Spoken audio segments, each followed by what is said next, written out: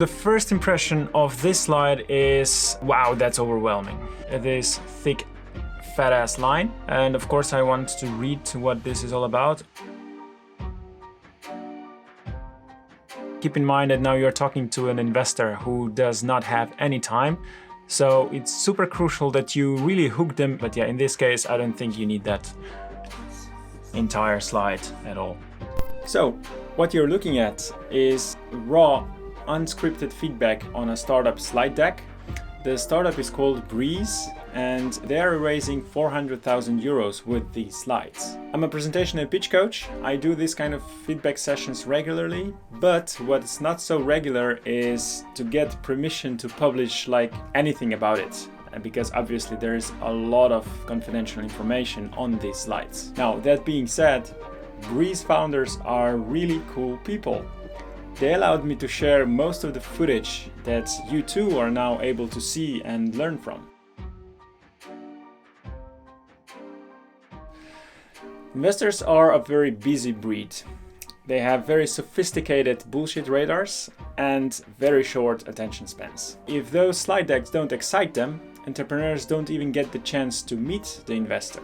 That's why we always optimize these slides for reading fluency and persuasion. In a bit less fancy expression, that means, well, we just want to get investors' nipples hard. Fast.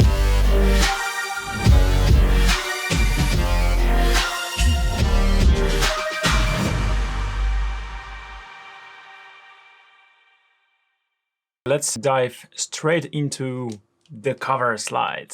So, you know what they say, right? You never get the second chance to make the first impression.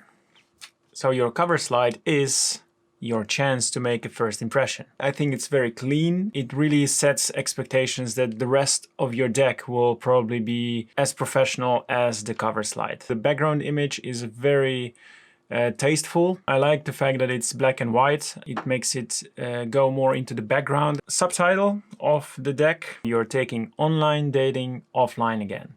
It doesn't only work well as a tagline, but I think it's also very descriptive.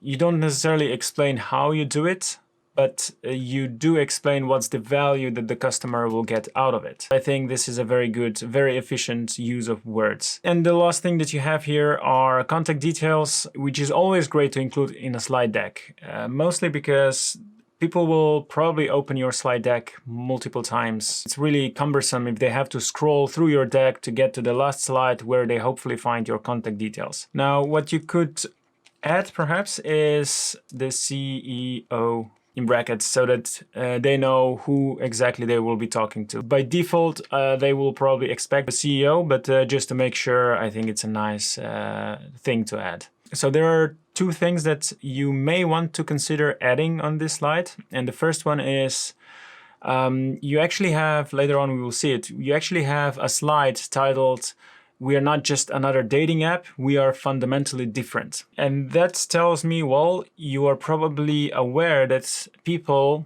such as investors, for whom this is they might have this objection in their mind. That's exactly where this objection will arise. As soon as they see this, as soon as they see, well, it's about online dating, offline again, oh, this is just another dating app. So I'm thinking, is there a way to already address this objection, already here somehow tell them, hey, this is not just another dating app? So that's one thing that might be worth considering. And the second one is traction. So even if they think, oh, this is just another dating app, but because you have very nice traction despite Corona times, it might be worth considering putting some traction information already on the cover slide. So when they open it up, when they see, oh, it's dating, oh, but it's something special, oh, and they have great traction. Now I'm hooked. Right? Because the first slide is supposed to hook the audience into going further. All right, so that's it about the cover slide. Let's continue. So the first impression of this slide is, wow, that's overwhelming. That would be my one-liner that would describe this slide. So the first thing that probably comes to, draws attention is this thick, fat-ass line. And of course, I want to read what this is all about. Online, 19%, and then the line continues. This thick red line draws attention because, well, it's very thick, and two, it's red. So red is the most eye-catching color there is. That has something to do with psychology and the way our brain evolved. Red is one of the best colors to use when you really want someone's attention.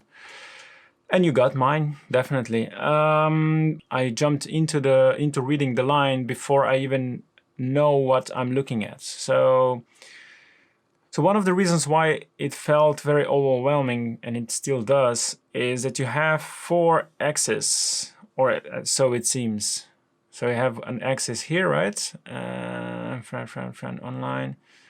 And you have axis. So this is a timeline. Okay, this is what I can easily get. And this is the top method by decade.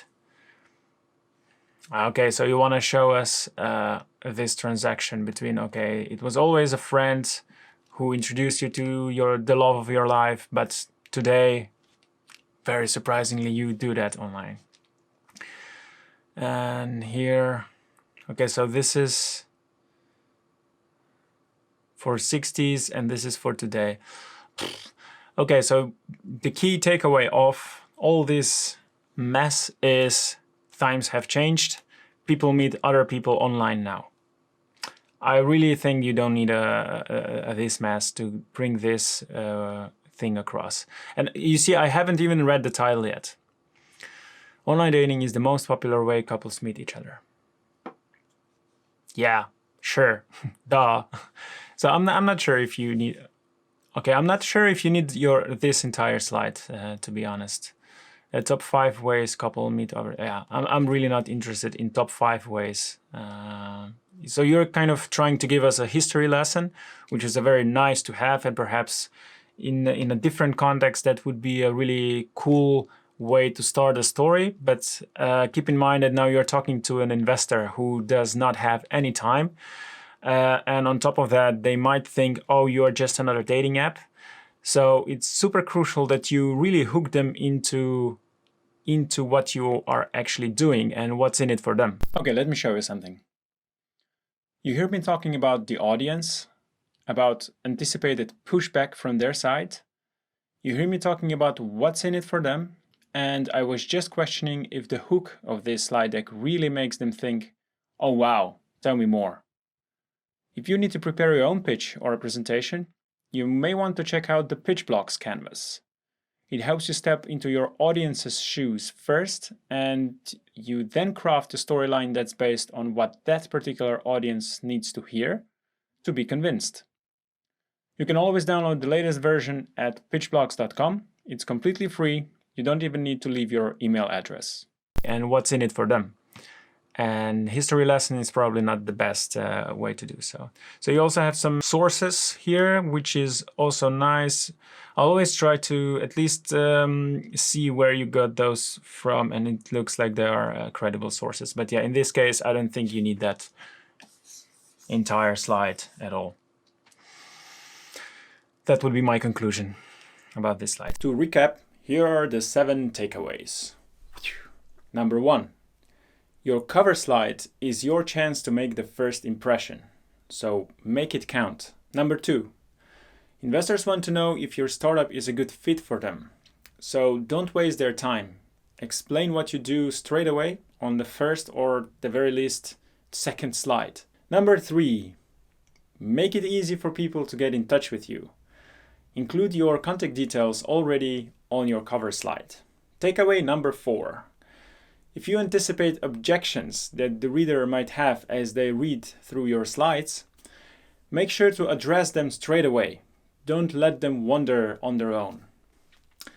Charts take a lot of time to read and to process, so make sure that your audience's attention is well spent.